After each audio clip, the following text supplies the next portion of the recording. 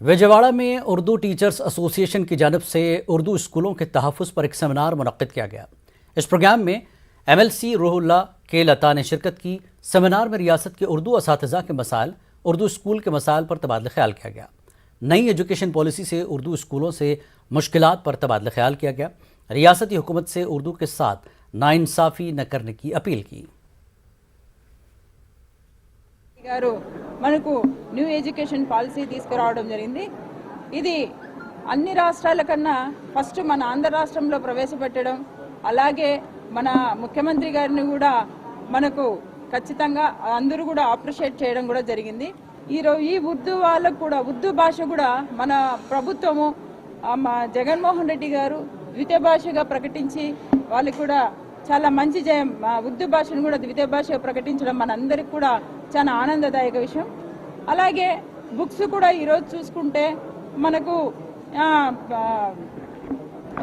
ఈరోజు బుక్స్ కూడా mirror image books కూడా రావడం జరిగాయి.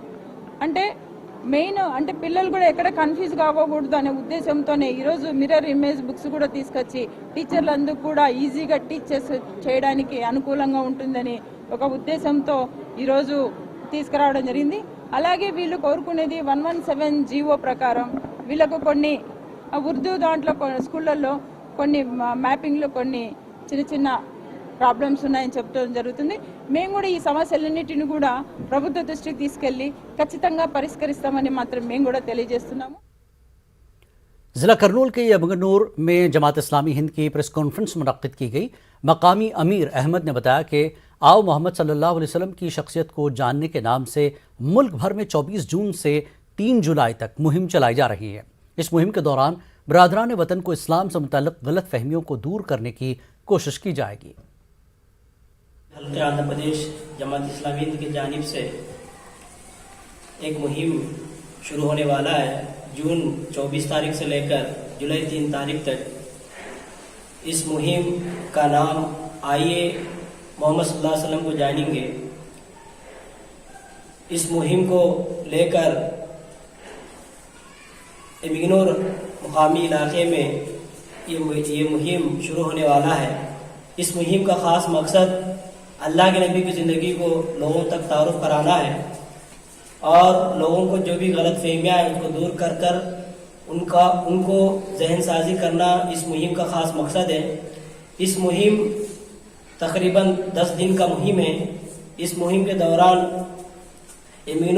मुकामी एमिगनूर के अंदर डोर टू डोर और पर्सन टू पर्सन मुलाकात करके हमारे बरादरान वतन में और उम्मत के अंदर आप सल्लल्लाहु अलैहि वसल्लम ज़िंदगी के ताल्लुक़ से उनको तारुफ कराना और उनके ताल्लुक़ जो भी गलत फहमियाँ हैं उनको दूर करना, यह इस मुहिम का ख़ास मकसद है। चित्तौड़ के गुर्रमगुंडा में मुस्लिम जॉइंट एक्शन कमेटी की जानिब से पुरअमन रैली मुनक़्क़िद की गई। रैली में शरीक अफराद ने शान रसालत में गुस्ताखी करने वालों की मजम्मत की। हुकूमत से गुस्ताखी करने वालों पर कड़ी कार्रवाई करने की मांग की। रैली गवर्नमेंट स्कूल से लेकर बस स्टैंड तक निकाली गई। पूरे बड़े छोटे हजरत मिलजुल कर रैली निकाले गई और क्या है पूरे हजरत साथ दिए। रैली में पूरा क्या है कामयाब हुए। 10 बजे से लेकर 11:30 तक अल्हम्दुलिल्लाह क्या है पूरे बस स्टैंड से लेकर एमआर ऑफिस तक किए गए। आज शहर गुरमकुंडा के अंदर एक अजीम शान रैली निकाली गई। हुजूर सल्लल्लाहु अलैहि वसल्लम के ख़िलाफ़ जो बोले हैं उनके ख़िलाफ़ जो है एक अजीम शान रैली निकाली गई, जिसमें मुख्तलिफ़ तंजीमों के लोग शामिल रहे और सब एक साथ में जाकर जो है एमआरओ हाफिज़ से तहसीलदार हाफिज़ तक जाकर जो है एक मेमोरेंडम दिए गए। करनूल के उस्मानिया कॉलेज के तलबा ने इंटरमीडिएट नताज में शानदार मुजाहरा किया। कॉलेज इंतजामिया, प्रिंसिपल और स्टाफ ने तलबा को मुबारकबाद पेश की और आने वाले दिनों में हर मुमकिन मदद फराहम करने का वादा किया। इंटरमीडिएट में 876 आउट ऑफ 1000 आए हैं। ये सब मेरे उस्तादों की मेहनत से और मेरी मेहनत से मैंने अचीव किया है। मैंने इंटरमीडिएट पब्लिक एग्जामिनेशंस में 864 मार्क्स हासिल किया। स्कूल से ट्रांसफ़र स्कूल से इधर आने के बाद बहुत चेंजेस और बहुत डिफरेंसेस दिखाई दिए। अब फ्लोरिंग इंस्टॉलर है और मैं आगे चल के फार्मासिस्ट बनना चाह रहा हूँ। उसको भी उस्मानिया कॉलेज में अपना एडमिशन कराएं। इट इज़ एस्टैब्लिश इन 1947 में अब को 75 ईयर्स हो गए हैं और इस कॉलेज में जो भी स्टूडेंट्स पढ़ के गए हैं वो हाई लेवल में ऑलमोस्ट सीएम, डिप्टी सीएम और बड़े डॉक्टर्स, इंजीनियर्स, लॉयर्स बने हैं। और we get students from the lower strata of the society. They are here because they could not go to corporate colleges. Corporate colleges में को दाखला नहीं मिल सकता, इसीलिए they cannot afford and they are here. They come from very low income groups and we at Osmania College we train them, उनको तराशते हैं और उनको ये नतीजे लाने में हम बहुत मदद करते हैं। और teachers work hard to get these results. I am thankful to the management, I am thankful to the teachers and the staff who are doing extra work to get this kind of results. Intermediate में fail होने वाले तलबा के लिए हुकूमत की जानिब से कोचिंग का अहतमाम किया जा रहा है। प्रभाकर रेड्डी ने तलबा से इस्तिफादे की अपील की है। Students, as per the schedule, in each and every college, taking a special coaching by the experts. The action plan will be sending to the concerned colleges, concerned district officers and RIOs, district vocational education officers, regional joint directors of concerned zones. They are planning to conduct special classes to the students, though who are failed their subjects, by the conducting the coaching with experts for appearing betterment. Though who are students not secured more marks, they were the given chance for betterment provision, providing now betterment provision. This time will be commenced from the 3rd to 5th July. In this time, they may be applying for re-verification, re-evaluations, and the examinations fee also commence 25th to 8th of July. CPM की जानिब से government college को girls college में तब्दील करने जगन हुकूमत के फैसले की मुखालफत की गई। सीपीएम कारकुनों ने एहतजाज किया, हुकूमत से फैसला वापस लेने की मांग की। बाबूराव ने हुकूमत पर गरीब तलबा को महरूम करने का इल्ज़ाम लगाया।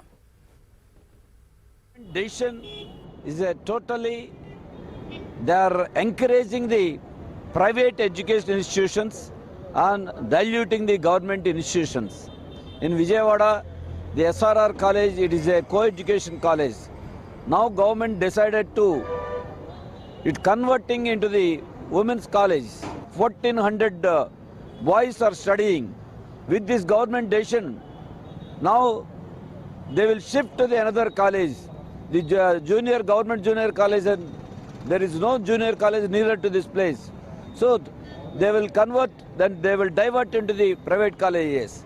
In the name of women's education, government is diluting the government colleges. It is a government mindless action it was taken.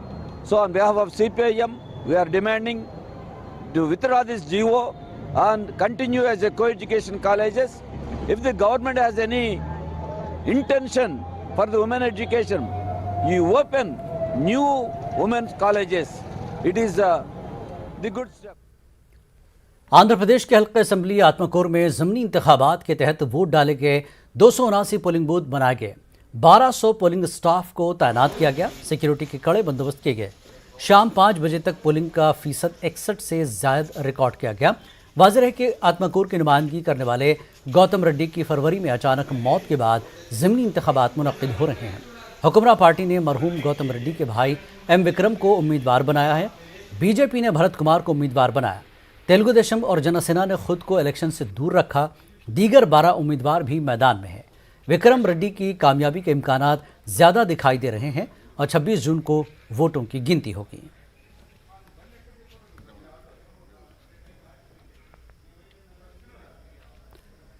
जिला करनूल के एसपी के ओहदे की जिम्मेदारी सिद्धार्थ कौशल ने संभाल ली है। पुलिस जवान ने नए एसपी को सलामी पेश की। सिद्धार्थ कौशल ने एसपी दफ्तर में अपनी जिम्मेदारी संभाली।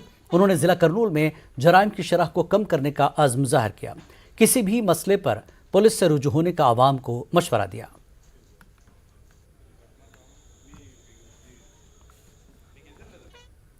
तेलुगु देशम पार्टी के प्रोग्राम बादुड़ू में साबिक एमएलए गुरचरिता रेड्डी ने हिस्सा लिया है। उन्होंने आवाम के मुख्तलिफ तबकात से मुलाकात की। उन्होंने अवामी मसाइल पर बातचीत की।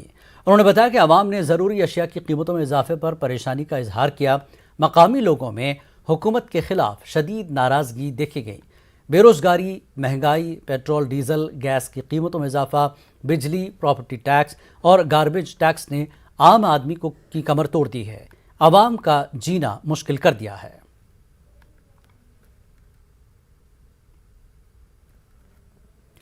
करनूल के साबिक रुकन असम्बली SV मोहन रेड्डी ने हैंडलूम नुमाइश का इफ्तिताह किया। नुमाइश का एहतमाम Srikala Jyothi handcraft welfare society ने किया।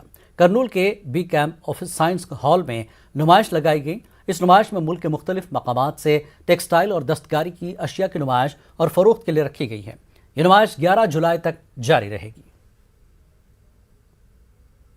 వస్త్ర వ్యాపారం చేసే వాళ్ళందరినీ కూడా ఇక్కడికి అప్లై చేసి మనకు రకరకాల డిజైన్స్ కావచ్చు, రకరకాల వస్తువులు, ముఖ్యంగా చేనేత చీరలు, షర్ట్లు, ప్యాంట్లు, హాఫ్ కోట్స్ ఇవన్నీ కూడా ఇక్కడ ఏర్పాటు చేయడం జరిగింది. అదే కాకుండా కలంకారీ, మంగళగిరి, పోచంపల్లి, నారాయణపేట ఇవన్నీ కూడా వస్త్రాలు అక్కడి నుంచి తీసుకొని రావడం జరిగింది. హైదరాబాద్ బ్లాక్ ప్రింట్ శారీస్ ఇలా మొత్తం అంటే మనకు వివిధ రాష్ట్రాలలో అక్కడ ఏదైతే ట్రెడిషనల్ వస్త్రధారణ ఉంటుందో అక్కడ అవన్నీ కూడా ఇక్కడికి ఏర్పాటు చేయడం జరిగింది. ఇవే కాకుండా హస్తకళల వస్తువులు కూడా ఇక్కడ ఏర్పాటు చేయడం జరిగింది.